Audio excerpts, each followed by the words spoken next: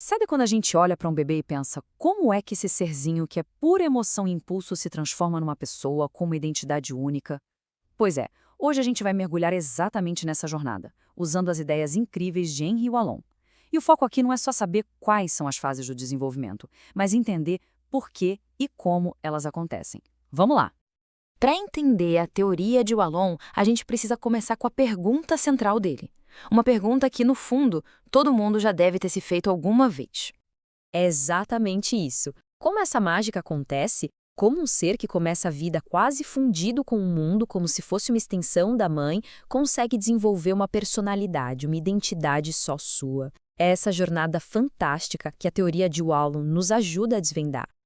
E aqui já vem a primeira grande sacada de Wallon.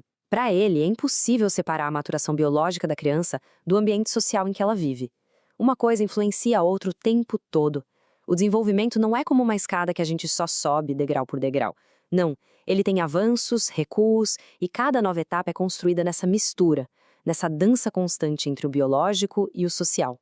Ok, então se o desenvolvimento é essa grande integração, o que faz ele andar para frente? Qual é o motor disso tudo? Bom, o Alan nos dá um mapa bem interessante para a gente entender as forças que movem essa transformação. Ele chamou essas forças de conjuntos funcionais.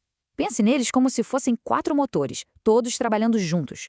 E o mais legal é que em qualquer fase da vida, a criança já é uma pessoa completa, com todos esses motores funcionando. O que muda é qual deles está no comando, sabe? Qual deles está ditando o ritmo em cada momento. E aqui estão eles, a afetividade, que é todo o universo das emoções, o ato motor, que é o movimento, a expressão pelo corpo, o conhecimento, que é a nossa capacidade de explorar o mundo, a cognição, e por fim, a pessoa, que é a construção do eu, da nossa identidade. O pulo do gato aqui é entender que, embora todos estejam sempre ali, em cada estágio um desses conjuntos vira o protagonista e define o foco principal da criança. Então, bora ver como isso tudo funciona na vida real? Vamos embarcar agora na jornada pelas 5 fases do desenvolvimento que Wallon propôs. Essa primeira fase é onde tudo começa. É o ponto de partida da vida psíquica, mergulhada num verdadeiro oceano de sensações e principalmente de emoções. Neste estágio, a afetividade é a rainha absoluta. No comecinho, o bebê é pura impulsividade, movimentos meio desordenados que só expressam se ele está bem ou mal. Mas aos poucos, essas descargas motoras começam a ganhar um sentido, viram comunicação. O choro, que era só um espasmo, agora tem uma intenção. A criança usa a emoção para contaminar o ambiente e ter suas necessidades atendidas. E é justamente nessa troca que os primeiros laços sociais são construídos. Depois desse mergulho profundo no mundo das emoções, o foco da criança vira de ponta cabeça. Agora é hora de explorar o mundo lá fora. Agora, quem assume o volante é o conhecimento. A criança está totalmente voltada para a exploração dos objetos, do espaço. Ela aprende fazendo, tocando, andando. A linguagem começa a aparecer, permitindo que ela dê nome às coisas. E o pensamento dela ainda é muito concreto. Ele se projeta nas ações. Ela não só diz o que quer, ela aponta, ela vai até o objeto, ela usa o corpo inteiro para expressar as ideias dela. E a gente chega agora numa fase, olha, absolutamente fundamental. Um período super intenso de construção da identidade, de descobrir quem é esse eu. O conjunto da pessoa assume o controle, e isso aparece de formas muito claras. Primeiro, a famosa crise de oposição. A criança começa a dizer não para tudo. Mas não é só birra, é a forma dela de dizer: ei, eu não sou você, eu tenho minhas próprias vontades. Ao mesmo tempo, ela precisa se autoafirmar. É a fase da graça, quando quer mostrar suas habilidades, suas roupas. E, o que é crucial, ela imita os adultos e outras crianças, usando eles como modelos para construir a própria personalidade. Depois dessa fase intensa de construção do eu, o foco se vira de novo para o mundo exterior, mas de uma forma bem mais organizada e intelectual. O conhecimento volta a dominar, só que agora no nível bem mais sofisticado. A criança começa a superar o que o Wallon chama de pensamento sincrético, aquela forma mais misturada e confusa de entender o mundo.